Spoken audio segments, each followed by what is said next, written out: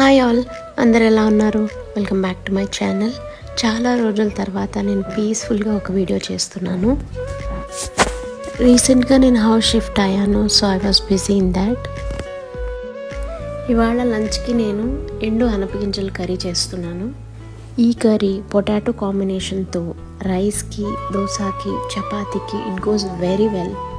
ముందుగా ప్యాన్లో ఆయిల్ వేసుకుని ఆవాలు, కర్రీ లీవ్స్ అండ్ ఆనియన్స్ వేసి ఫ్రై చేసుకోండి. ఆనియన్స్ ఫ్రై అయ్యేటప్పుడు తగినంత సాల్ట్ వేసుకోండి. Adding salt at this point is very important, which helps to draw the water from the onion. Next 2 పచ్చిమిర్చిని కట్ చేసి వేసుకోండి. దాంతోపాటు తొక్కతో పాటు దంచిన తెల్లగడ్డను వేసుకోండి. ఇది టేస్ట్ని చాలా ఇంప్రూవ్ చేస్తుంది. నెక్స్ట్ చాప్ చేసిన టొమాటో ఒకటి చాలు.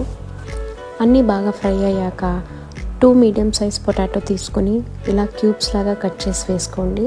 నెక్స్ట్ అనపగింజల్ని బాగా వాష్ చేసి దీనిలో వేసుకొని బాగా మిక్స్ చేయండి. నెక్స్ట్ లైట్గా ఫ్రై అయిన తర్వాత తగినంత కారం, ధనియాల పొడి వేసుకోండి. ఈ కర్రీకి ధనియాల పొడి అనేది చాలా ఎక్కువ యూజ్ చేస్తాము అండ్ ద రేషియో ఇస్ 1:3 అని చెప్పొచ్చు.